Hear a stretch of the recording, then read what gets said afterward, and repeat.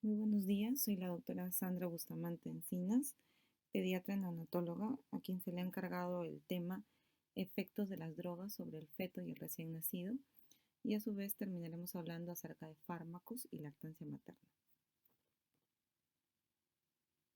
Iniciaremos la clase hablando acerca de los efectos generales, luego acerca del alcohol y sus efectos, luego la marihuana, cocaína, tabaco. Finalmente hablaremos acerca del síndrome de abstinencia neonatal y fármacos y lactancia como último tema de esta clase. Bueno, para hablar acerca de los efectos generales de las drogas en el feto y recién nacido, tenemos que empezar hablando acerca de los mecanismos causales de ello. Para ello, tenemos que mencionar que existen cuatro mecanismos causales. El primero es la morbilidad por intoxicación, es decir, el efecto que produce el paso de dichas drogas a través de la placenta y que hacen daño a los órganos del embrión o feto, dependiendo en qué momento del embarazo se encuentre. El segundo mecanismo causal es la morbilidad por modo de uso de la droga. Tenemos que mencionar que las drogas se pueden consumir por vía oral, vía inhalatoria, vía intravenosa, y el mayor riesgo para producir daño al feto recién nacido es por la vía endovenosa, ya que se asocia a enfermedades infecciosas por el uso de jeringas compartidas o la escasa higiene de las punciones. El tercer mecanismo es la morbilidad por supresión, la cual se da porque durante el embarazo la mamá se ha encontrado consumiendo alguna droga y al momento de nacer el recién nacido se separa bruscamente de la madre y eso ocasiona de que el recién nacido tenga un síndrome de abstinencia tal cual la mamá le podría suceder si es que deja de consumir la droga. Y por último, tenemos la morbilidad por el tipo de vida de la madre, es decir, existen factores sociales asociados al consumo de drogas, como son la desnutrición, el aseo inadecuado, el hecho de que por la vida desordenada que llevan no se realizan los controles prenatales y además que generalmente pertenecen a lugares marginales. En general, el consumo de drogas, de las diferentes drogas que existen, pueden provocar una serie de efectos en el feto recién nacido. Entre ellas podemos mencionar el aumento de abortos o de óbitos fetales.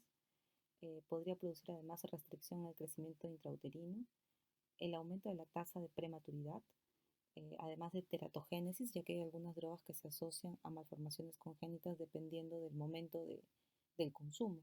Si es que el consumo se da durante el primer trimestre o las primeras semanas de embarazo, el riesgo de malformaciones congénitas es mucho más alto. Además, podría asociarse a partos complicados, sobre todo con asfixia perinatal, lo que ya les he mencionado que es el síndrome de abstinencia neonatal, ya sea subagudo o crónico.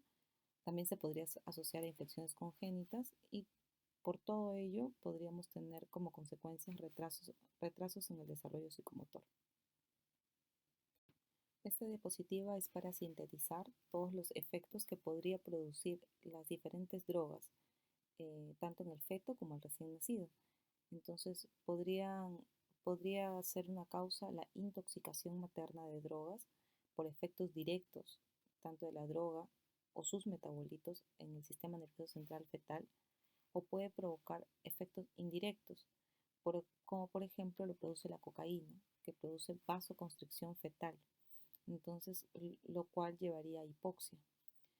El otro mecanismo podría ser por abstinencia. Por ejemplo, la hiperactivación autonómica que se da por el síndrome de abstinencia a la heroína en la gestante. O lo otro que ya se ha mencionado también es el estilo de vida, ya sea la desnutrición, los procesos infecciosos asociados al consumo de drogas, etc. Todo ello va a conllevar al aumento de la morbimortalidad fetal, nuevamente a partos prematuros, retrasos en el crecimiento intrauterino, alteraciones neuroconductuales, teratogénesis estructurales, alteraciones neuroconductuales tanto a mediano como a largo plazo, es decir, a eso se le llama teratogénesis funcional. Empezaremos hablando acerca del alcohol y sus efectos. Hay que mencionar que el alcohol es la sustancia psicoactiva más consumida en nuestro país. Además es una droga legal, ¿sí? está disponible y obviamente es peligrosa con el consumo excesivo, ¿no? Además, es una causa muy común de retraso mental y produce un síndrome muy conocido que es el síndrome fetal alcohólico, cuya incidencia va de 1/300 a 1/2000 recién nacidos vivos.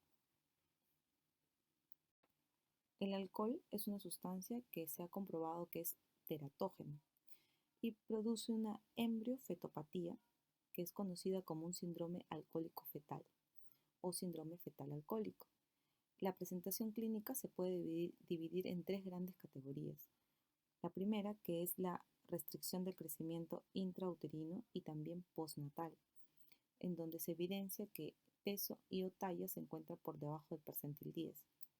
Como segunda característica es que tiene alteración del sistema nervioso central o trastornos del neurodesarrollo, en donde se pueden encontrar retraso mental, niveles bajos de atención, la habilidad emocional, trastornos del comportamiento, hiperactividad y trastornos motores también. Y la tercera característica es el dismorfismo facial característico, que lo vamos a ampliar en las siguientes diapositivas. Entonces, en cuanto a las alteraciones en la morfología craneofacial, tenemos la presencia de microcefalia, anomalías palpebrales, labios delgados con hundimiento del labio superior, nariz chata, o también se le llama nariz en trompeta, con baja inserción del puente nasal, entre otras características que podemos observar en las gráficas de esta diapositiva. En la práctica, la presencia de estas anomalías, en especial cuando existe un consumo reconocido de alcohol durante el embarazo, son el indicio más claro de presencia de un síndrome fetal alcohólico. A su vez, dichas características fenotípicas se pueden acompañar de otras malformaciones o defectos, como por ejemplo afectaciones cardíacas, entre ellas defectos auriculares y del tabique ventricular. También se puede asociar a tetralogía de Fallot, a alteraciones esqueléticas, sobre todo en miembros inferiores, alteraciones renales como displasia o hipoplasia renal, oculares como estrabismo convergente, miopía, astigmatismo, auditivas como sordera, y digestivas, atresia intestinal y anomalías umbilicales. En cuanto a la afectación del sistema nervioso central por el alcohol durante el embarazo, el feto puede presentar deterioro, ¿no?, neurológico que puede no ser evidente hasta la niñez. Sin embargo, se ha demostrado que el alcohol en el cerebro produce algunos efectos como, por ejemplo, apoptosis, estrés oxidativo, alteración de los factores de crecimiento y migración neuronal, alteración de los neurotransmisores en el cerebro. Muchos de estos efectos no se pueden evidenciar desde el nacimiento, sino más bien con el pasar de los años. Em, por ejemplo, se puede asociar a TDAH, o sea, trastornos de déficit de atención e hiperactividad, a trastornos del sueño y del humor y también a desinhibición. Existen muchos signos que se pueden diagnosticar desde el nacimiento, como por ejemplo microcefalia, que simplemente con la toma de perímetro cefálico lo puedes diagnosticar, como también existen otros de estos efectos que no se diagnostican así y muchas veces se necesita de una neuroimagen para diagnosticarlo. Entonces, los estudios han encontrado que en la neuroimagen se pueden evidenciar disminución del volumen cerebral, sobre todo a nivel del lóbulo frontal, del cuerpo estriado, del núcleo caudado, del tálamo y del cerebelo. Además, un adelgazamiento del cuerpo calloso y funcionamiento anormal de la amígdala. Todo ello explicaría las alteraciones en el humor, en la desinhibición, ya que están afectando algunos componentes importantes del cerebro que rigen sobre todo el tema de desinhibición y comportamiento. Además, se puede encontrar un coeficiente intelectual de estos niños afectados por el alcohol entre 20 y 120. En conclusión, el alcohol produce múltiples efectos en el feto y en el recién nacido. Aquí tenemos una tabla en donde resumimos todo lo que podemos encontrar en ellos. A nivel prenatal o, bueno, durante el embarazo, podemos diagnosticar un retraso en el crecimiento intrauterino, o sea, van a ser niños que no van a crecer de acuerdo al tiempo o edad gestacional al que le corresponde. Luego vamos a encontrar bebés que al nacer van a ser pequeños para la edad gestacional o bajo peso al nacer.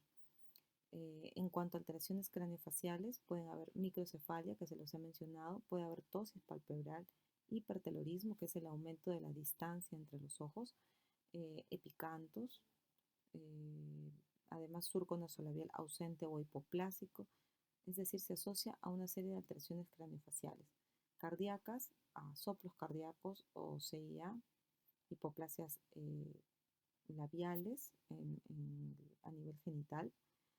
Además podemos encontrar asociaciones con angiomas capilares y esqueléticas a pectum excavatum. A continuación hablaremos acerca de la marihuana y sus efectos en el feto y recién nacido. Tendremos que empezar diciendo que en realidad no se ha demostrado una teratogenicidad estructural, pero que sí se sabe que esta droga disminuye la perfusión al nivel de la placenta, produciendo un retraso en el crecimiento intrauterino, ya que eh, se sabe muy bien que la placenta es la comunicación entre la madre y el feto, y al disminuir la perfusión hay una disminución de nutrientes y oxígeno hacia el feto. Además, se ha asociado a una serie de trastornos, sobre todo en el comportamiento, en el sueño, a alteraciones visuales y a TDAH, tal y como también se relaciona al alcohol. En este estudio, que se menciona que es el Ottawa Prenatal Prospective Study, se asocia el uso de marihuana a temblores en el recién nacido, respuestas motoras exageradas, como por ejemplo reflejos osteoteninosos exagerados, disminución de la respuesta visual y también a un síndrome de abstinencia, pero muy leve. En realidad no está demostrado completamente. En cuanto a los mecanismos de cómo la cocaína puede afectar al feto recién nacido, se debe mencionar que la cocaína y sus metabolitos atraviesan la barrera placentaria y se excretan también a través de la leche materna. Algunos estudios sugieren que el pasaje de cocaína a través de la placenta es mayor que el de su metabolito, que la benzoileconina. Además, la placenta retiene grandes cantidades de cocaína, lo cual beneficiaría al feto, evitando su exposición a altas dosis, pero incrementa el riesgo de alteraciones en la placenta durante el embarazo. Por eso es que acá en el primer punto del mecanismo que yo coloco en la diapositiva es el aumento de la contractibilidad uterina por los efectos hipertensivos y vasoconstrictores de esta sustancia. Entonces, uno de los principales mecanismos fisiopatológicos que explica la toxicidad aguda por cocaína en el binomio madre-feto es la vasoconstricción de los vasos uterinos y fetales. Eh, Se ha demostrado de que en varios estudios histopatológicos la presencia de trombos in situ, además de infartos y hemorragias focales. A su vez, la estimulación del sistema nervioso simpático, así como el incremento de endotelinas, que son vasoconstrictoras, y la disminución del óxido nítrico, que es un vasodilatador, explican el vasoespasmo a nivel placentario. Estas alteraciones se agravan por alteraciones en la propia vasculatura placentaria, ya que la cocaína ocasiona un daño endotelial, incrementando la permeabilidad para algunas lipoproteínas, para las LDL, promoviendo de esta manera la adhesión leucocitaria y estimulando la agregabilidad plaquetaria. Esto ocasiona algunas complicaciones obstétricas, como son mayor riesgo de aborto espontáneo, mayor riesgo de desprendimiento prematuro de placenta y lo que menciono en el siguiente punto, que es el RCU. Justamente porque hay una alteración de la placenta, es que hay un flujo alterado de la madre hacia el feto y produce una restricción del crecimiento intrauterino. Además, esta droga tiene un efecto anorexígeno. Eso quiere decir que vamos a tener una madre desnutrida y por tanto también el mismo efecto en el feto. Esta vasoconstricción a su vez puede producir fenómenos de hipoxia intermitente en el feto que conduce a lesiones cerebrales isquémicas en el neonato. Y además, finalmente, por bloqueo de la recaptación de las catecolaminas, que es lo que produce la cocaína, produce mayor irritabilidad en el sistema nervioso central del recién nacido.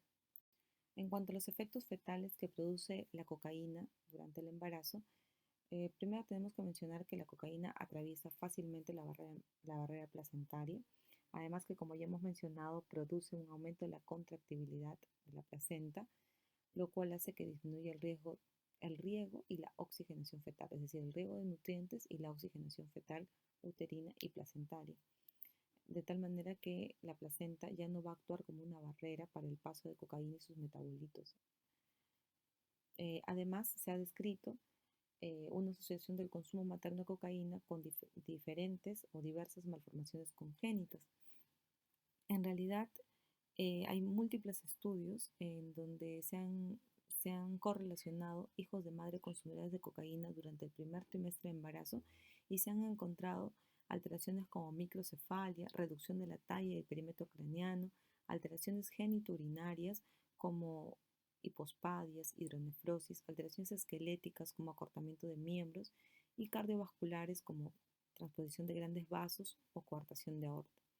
Muchas de estas alteraciones se podrían explicar por la vasoconstricción fetal e hipoxia de los órganos en desarrollo.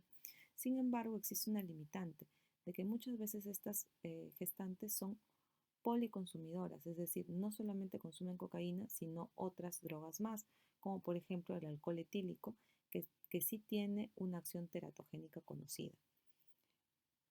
A su vez, se ha asociado a una mayor tasa de abortos espontáneos y a DPP que ya ha sido ampliamente descrito. En cuanto a los efectos en el neonato, los estudios realizados en recién nacidos de madres consumidoras de cocaína revelan que frecuentemente lo que se observa en ellos es inestabilidad autonómica, temblores y convulsiones.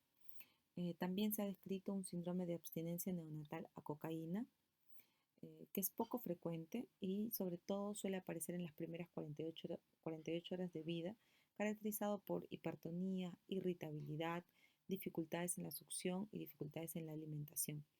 Además, en algunos estudios o en algunas literaturas se observa, se encuentra, ¿no?, que existen algunas dismorfias faciales características como fontanela amplia, edema periorbitario, puente nasal bajo y labio superior delgado, que en realidad se asemeja mucho a las alteraciones que se encuentran en el alcohol y en otras drogas, o sea, no es que sea netamente solo de la cocaína.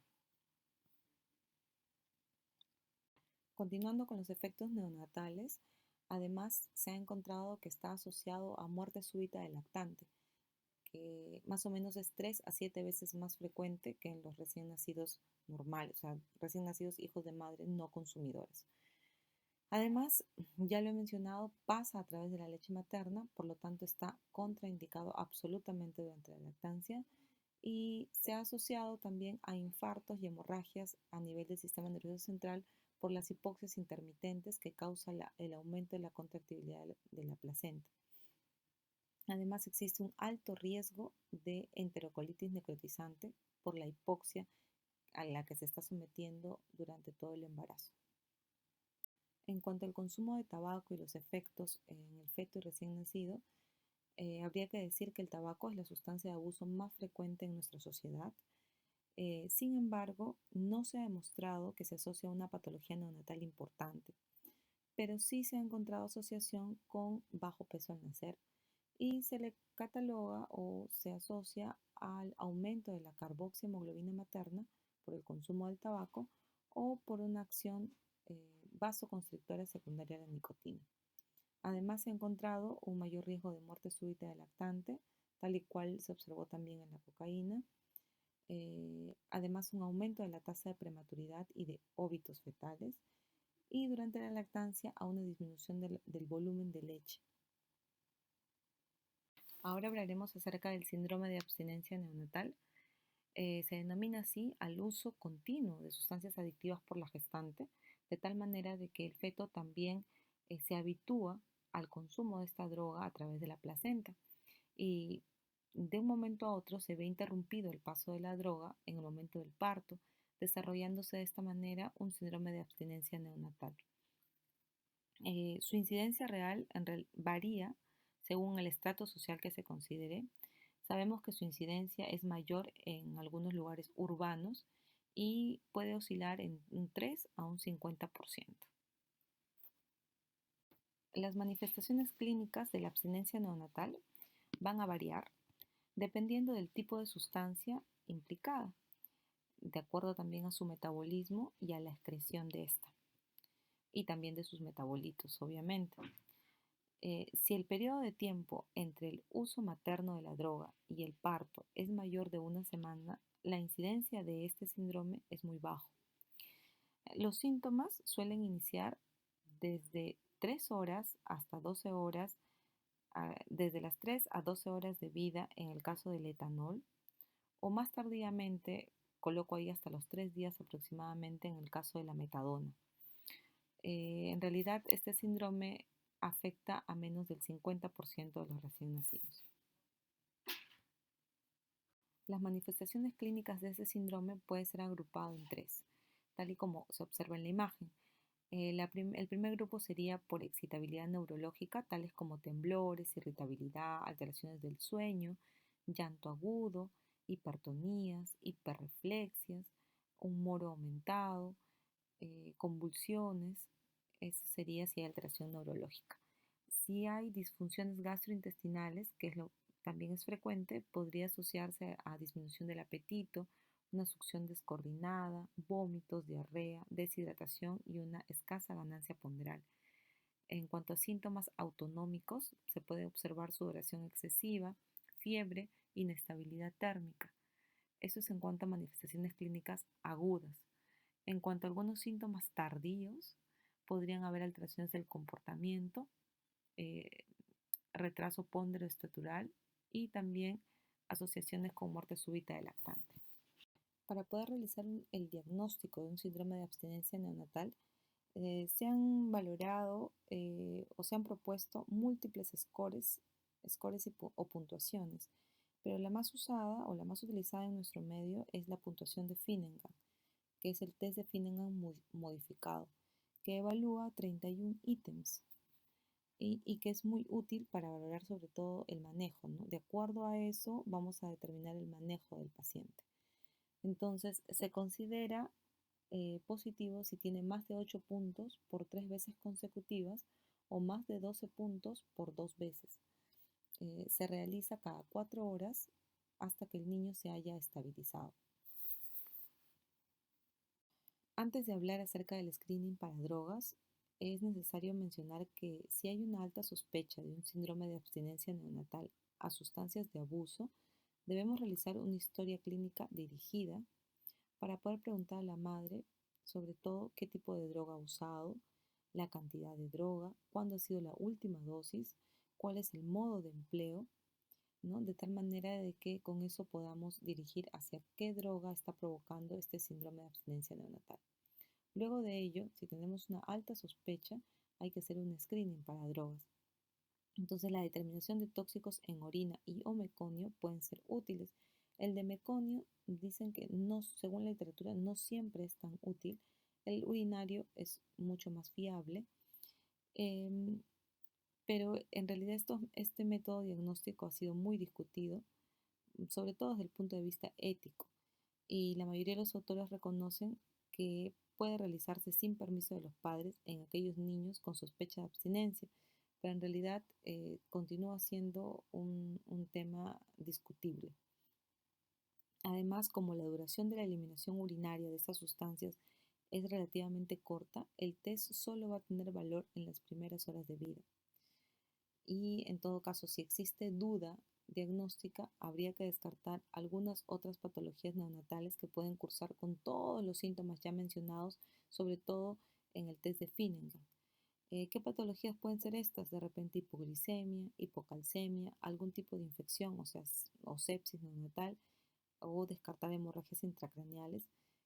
Algunos de ellos con clínica muy similar a la abstinencia neonatal. Vamos a terminar esta clase hablando acerca de fármacos y lactancia materna. Para ello tenemos que conocer las categorías de riesgo en la lactancia, que son A, B y C. La A, que son compatibles con la lactancia, que son medicamentos que no han demostrado riesgos para el lactante.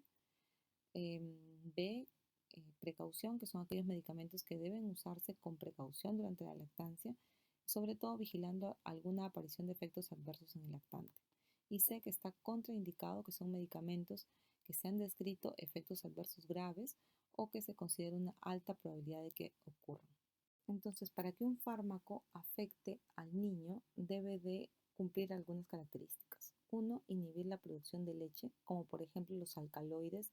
El ejemplo típico es la ergotamina en el tratamiento de la migraña, el uso de estrógenos, el uso de anticolinérgicos, que son los más frecuentes, y se ha asociado también al uso crónico de diuréticos, que también puede inhibir la producción láctea. Como segundo mecanismo, debe pasar a la sangre materna. Eso va a depender de la biodisponibilidad. ¿Qué es la biodisponibilidad? Es el porcentaje de una sustancia que alcanza la circulación sistémica tras su administración, absorción y posible primera metabolización hepática. Existen algunos medicamentos de administración tópica o inhalada, inclusive algunos antiácidos, que no alcanzan concentraciones en sangre materna por falta de absorción. Como tercer mecanismo tenemos que debe pasar a la leche materna. Para eso existe un índice, que es el índice de leche plasma. Es la relación de la concentración de una sustancia en la leche respecto a la concentración en el plasma. Cuanto menor es la relación, sobre todo menor a 1, menos concentración alcanza el medicamento en la leche materna. Por ejemplo, tenemos AINES como el ibuprofeno, algunos beta-lactámicos y corticoides, cuya relación se encuentra por debajo de 0,25 y son compatibles con la lactancia. Como cuarto mecanismo tenemos el peso molecular de la droga. Por encima de 700 a 800 Dalton apenas pasan por la leche por transporte intercelular y así es nulo el paso de las macromoléculas, como por ejemplo contrastes radiológicos, glicósidos digitálicos, heparinas, entre otros. El quinto mecanismo es la liposolubilidad. A mayor liposolubilidad de la sustancia, más paso a través de la leche materna por transporte activo, obviamente. Y el sexto mecanismo es el pH o ionización, ya que el plasma es ligeramente más alcalino que la leche. Entonces, los medicamentos ligeramente básicos pasan mejor a la leche, donde se ionizan y quedan secuestrados. Continuando con las características del fármaco para que afecten al lactante, tenemos la séptima característica, que es persistir en la leche de la madre en concentración significativa, lo cual depende al pico o tiempo máximo, que es el tiempo necesario para que la droga alcance una concentración máxima desde la administración. Entonces, si el medicamento puede afectar al bebé, es justo el momento en el que hay que evitar dar el pecho, o sea, dar de lactar al bebé. El segundo punto importante en este séptimo motivo es la semivida de eliminación, que es el tiempo que tarda la concentración plasmática de una sustancia en reducirse a la mitad. O sea, cuanto más corto es, más pronto se elimina y por tanto más seguro para la lactancia. Es preferible, por tanto, evitar fármacos de pot, o sea, fármacos que se, se queden en el organismo por mucho tiempo. Existen algunos corticoides de pot, ¿no?, que duran un mes, entonces eso sí hay que evitarlo. La octava característica es pasar a la sangre del lactante. Los medicamentos cuya única forma de administración es parenteral suelen tener una biodisponibilidad oral nula. Aunque estuviesen en la leche materna, el intestino del lactante no los va a absorber. Entonces, eso es lo que ocurre, por ejemplo, con las inmunoglobulinas, las hormonas, vacunas, heparinas, etc. Y finalmente, la novena característica es ser una sustancia tóxica para el lactante. La gran mayoría de medicamentos que se pueden administrar a dosis terapéuticas a recién nacidos y lactantes pequeños no le van a causar gran problema por recibirlos a dosis subterapéuticas a través de la leche de su madre. Además, si la madre ha estado recibiendo el medicamento durante el embarazo, no existe razón alguna para suspender o desaconsejar la lactancia una vez que ha nacido el bebé.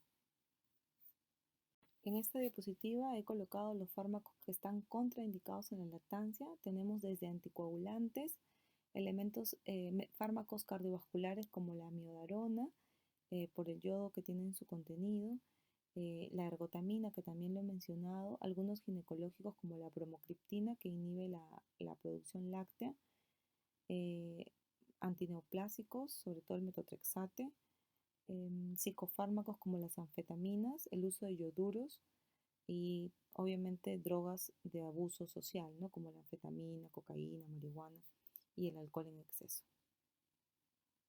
En cuanto a las exploraciones complementarias que se podrían hacer la gestante si es que tuviera alguna patología y las requiriera, las radiografías, tomografías y las resonancias con o sin contraste se han demostrado que son compatibles con la lactancia materna, o sea, sí podrían hacerse la gestante este tipo de exámenes.